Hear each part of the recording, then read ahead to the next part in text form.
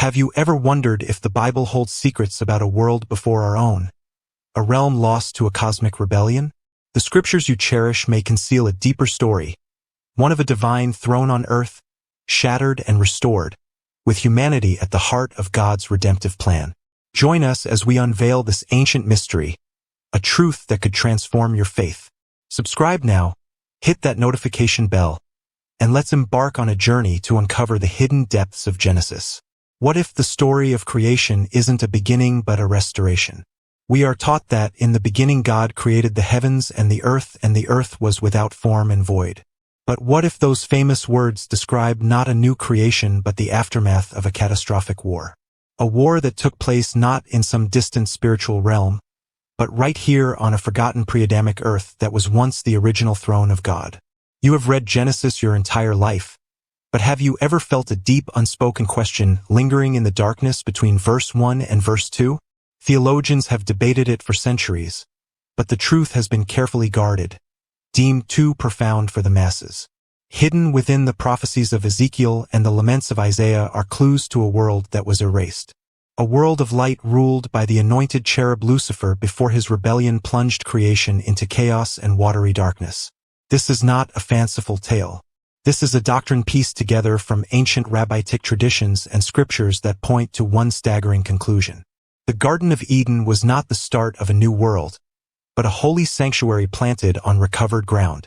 And Adam was not the first being to walk this planet, but the first man tasked with reclaiming a fallen kingdom. Why was this truth hidden? What does it reveal about God's ultimate plan for humanity? If you seek a deeper understanding of the scriptures, one that connects the dots that have been scattered for millennia, then join us on this journey. What you are about to learn will not shake your faith, but fortify it with a truth that is as ancient as time itself. Be sure to subscribe and click the bell because the secrets of the first earth are about to be revealed. Let us turn to the very first page of Scripture.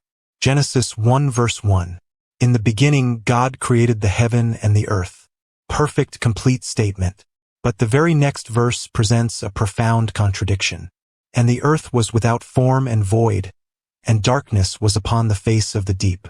How could a perfect creation from a perfect God immediately become a dark, chaotic wasteland?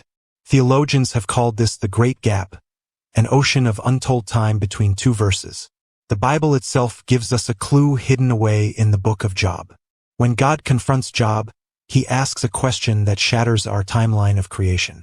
In chapter 38, God asks, "Where were you when I laid the foundations of the earth? When the morning stars sang together and all the sons of God shouted for joy?" Stop and consider this. If Adam had not yet been created, who were these sons of God rejoicing over the earth's foundation? This single verse proves that a host of celestial beings existed and witnessed the birth of our world long before the first man. The sacred is buried in the original Hebrew language. The phrase translated as without form and void is tu wabuhu. These words are not used to describe a new, unfinished creation. In every other place they appear in Scripture, like in Jeremiah 4 verse 23, they describe the aftermath of a terrible divine judgment, a world brought to ruin. This was not a world waiting to be made. It was a world that had been unmade. This leads to a staggering yet scripturally sound conclusion. The darkness and watery chaos of Genesis 1 verse 2 are not the beginning of the story. They are the ruins of a forgotten first chapter. The 6 days of creation were not a creation out of nothing, but a restoration of a planet that had already known life, light, and a catastrophic war that plunged it into darkness. A war that was deliberately erased from the simple telling of our origins. But the clues are not confined to the canonical Bible alone.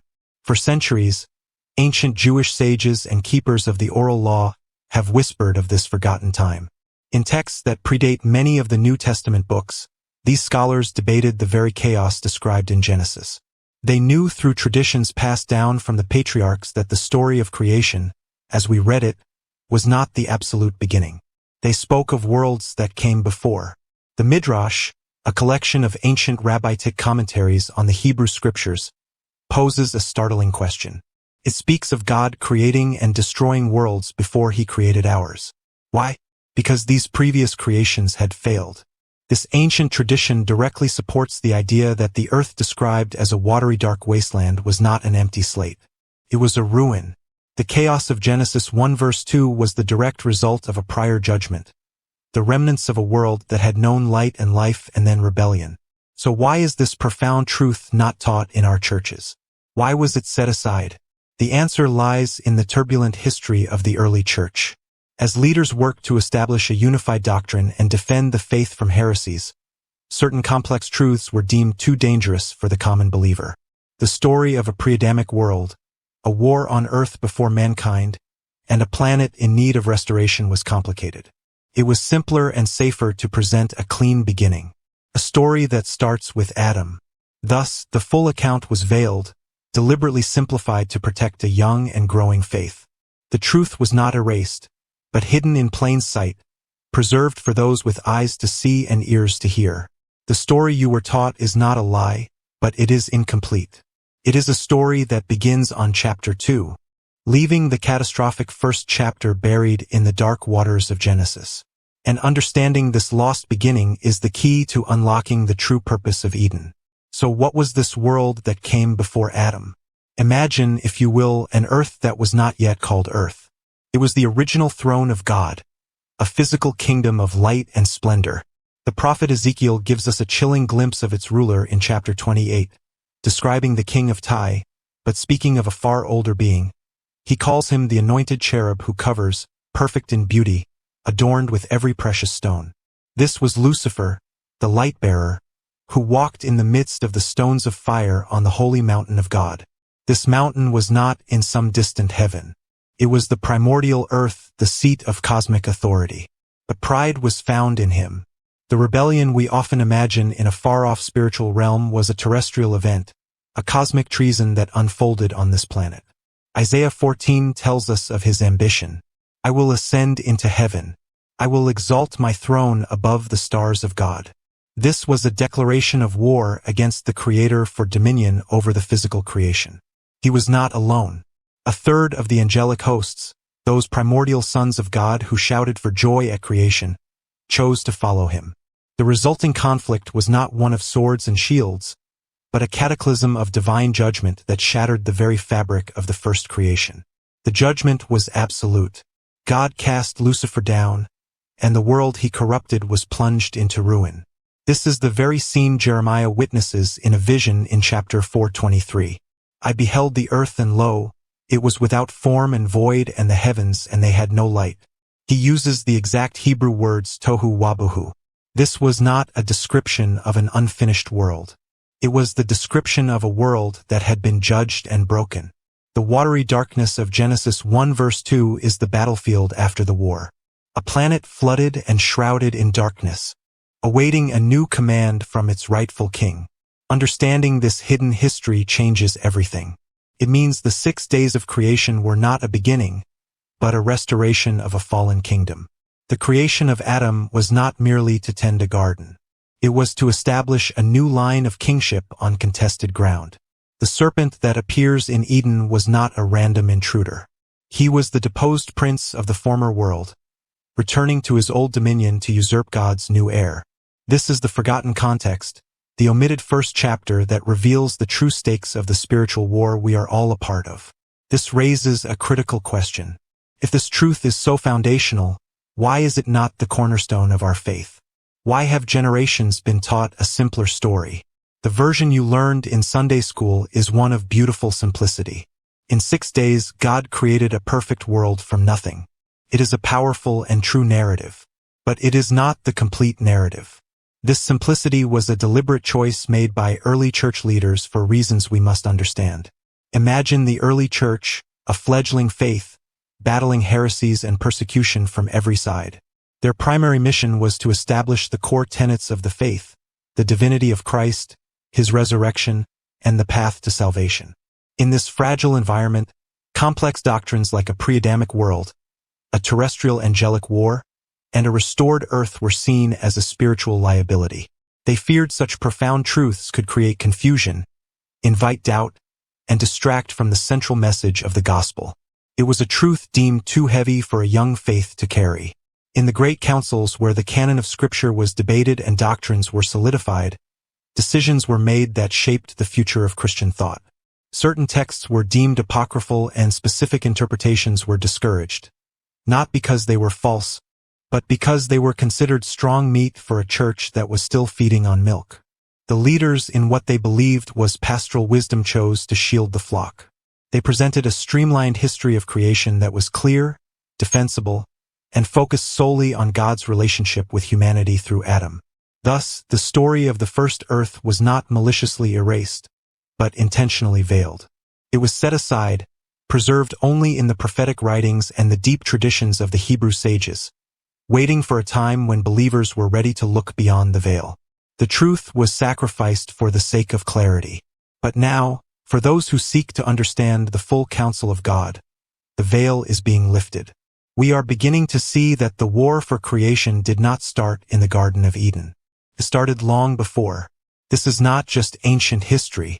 This is the missing key to understanding your own life, your own struggles, and God's ultimate plan for redemption. When you grasp that the earth is contested territory, a kingdom being reclaimed, your entire perspective on spiritual warfare changes. It is no longer a vague, abstract battle. It is a fight for dominion, and you are on the front lines of God's restoration project. Perhaps you are hearing this now because you were meant to. This is not a truth for the spiritually immature or for those content with a surface-level faith. It is for the watchmen, the seekers, the believers who have always felt there was something more to the story. You have read the Bible and sensed the gaps, the echoes of a forgotten conflict. This knowledge is not meant to shake your faith, but to confirm what your spirit has long suspected. The story is far grander and your role in it far more significant than you were ever told. In an age where faith can often feel a mile wide and an inch deep, this hidden truth provides the bedrock we have been searching for. It explains the intense and ancient animosity the enemy has for humanity and for this planet. We are not just a random creation. We are the heirs to a throne he lost. This is why the world is filled with chaos. It is the lingering shadow of a war that began before time as we know it. And it is the reason your faith is not just a comfort but a weapon. Understanding this lost beginning is the first step to truly comprehending the end. It reframes the purpose of the cross, the mission of the church, and the promise of Christ's return. He is not just coming back to save souls. He is coming back to reclaim his throne on the very ground where the rebellion began. The Garden of Eden was the first beachhead in this reclamation, and we are the descendants of its first king. And the final chapter of this cosmic war is still being written. But now we must go deeper. The restoration of the earth and the planting of a garden is a story we know well. But what if the Garden of Eden itself was not a new concept? The prophet Ezekiel, when speaking of Lucifer before his fall, declares something that should stop every Bible student in their tracks. He says, "You were in Eden, the garden of God." This was spoken of the cherub before Adam was ever formed from the dust. How is this possible? The only logical conclusion is one that has been hidden from the masses. There were two Edens. The first was a celestial garden of cosmic scale, a place of unimaginable light and splendor on the original earth, the domain ruled by Lucifer. The second Eden, the one of Adam, was a new and holy sanctuary planted upon the restored soil of that fallen ancient world, a smaller guarded beginning on the very ground where the first rebellion took place. This revelation forces us to ask a question that changes our entire understanding of the fall of man. If the first Eden was perfect, what went wrong? And what secrets from that original fallen garden were brought into the new one? Consider the two trees in Adam's garden. Were they present in the primordial Eden? Or was the tree of the knowledge of good and evil placed in the second garden for a new reason? A test for a new kind of creation destined to reclaim what was lost. The story you thought you knew has a hidden prequel. The Garden of Eden is not just a beginning. It is a clue that points back to a forgotten glory and a far older tragedy. Understanding the secrets of the first Eden is the key to understanding the true purpose of the second. And it reveals why the serpent was already there waiting. For he was not an intruder in a new land but the deposed king returning to his old ruined kingdom. This profound truth reframes our entire understanding of God. He is not merely a creator who works from a blank slate. He is first and foremost restorer. The 6 days of Genesis are not a story of initial creation out of nothing but a story of reclamation out of chaos. It reveals a God who refuses to abandon his handiwork, who looks upon a ruined, judged creation and chooses not to discard it, but to redeem it. Every act from separating the light from the darkness to forming man from the dust is an act of divine restoration, a testament to his unwavering commitment to his kingdom. And this is where humanity's true purpose is revealed. Adam was not created in a vacuum. He was God's answer to a cosmic rebellion when God commanded him to be fruitful and multiply and replenish the earth and subdue it. This was not a simple blessing.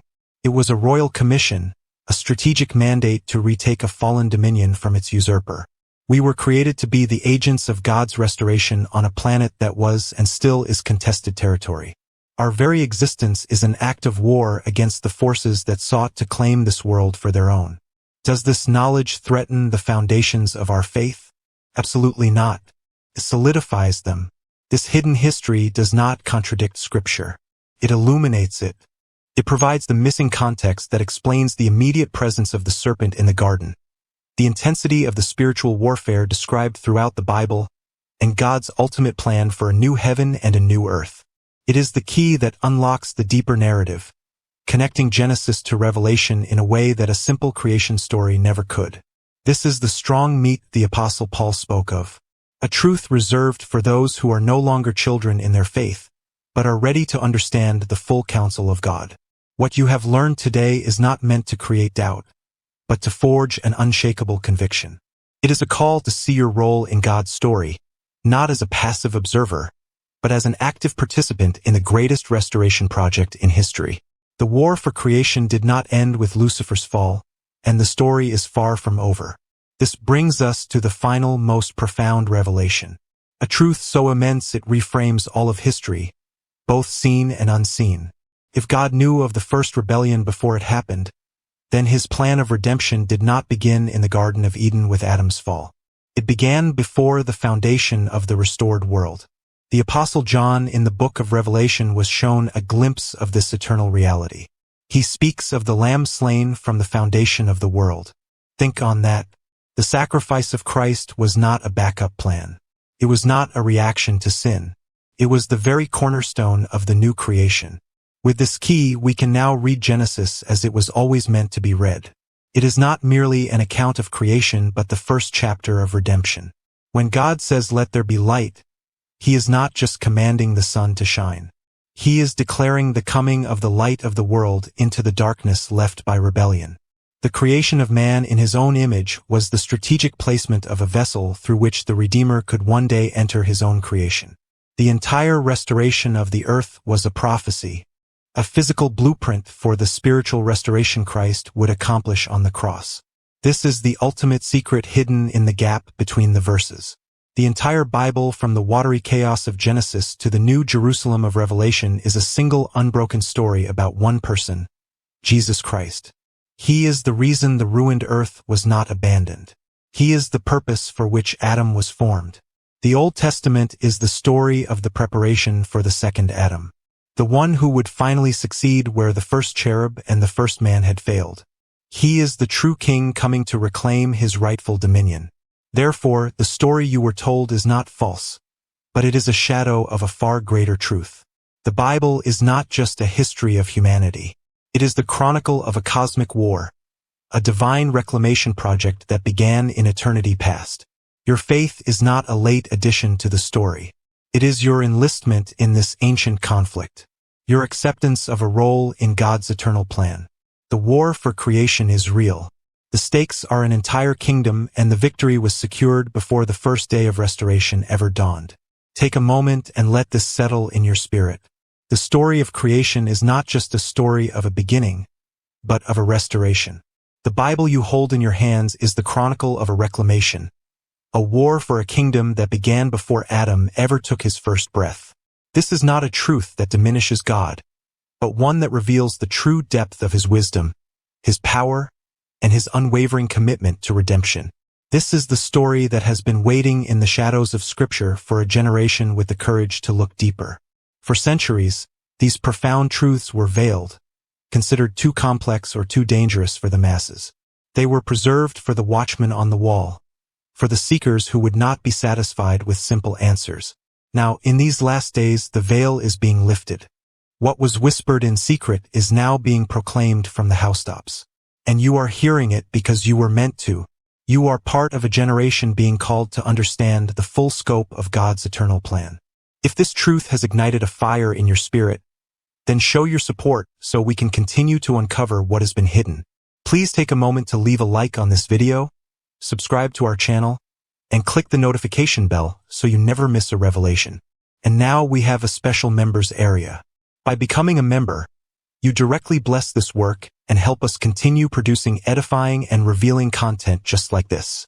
We are a community of believers from all around the world, united in our search for the deep things of God. Let us know where you are watching from by leaving the name of your city in the comments below. It is a blessing to see how far these truths are traveling. Thank you for joining us on this journey into the heart of the mystery. You've just journeyed through a revelation that unveils the Bible as a saga of cosmic restoration, placing you at the heart of God's eternal battle for His kingdom. This truth is for those who seek the deeper layers of Scripture, ready to embrace their role as warriors in His plan. Don't let this moment pass. Subscribe and hit the notification bell to join our global community of truth seekers. Share this video with someone hungry for biblical insight. Drop your city in the comments to show us where this message is reaching. Support our mission by joining our exclusive membership program in the description, helping us uncover more hidden truths. Keep seeking the full counsel of God, and we'll see you in the next revelation.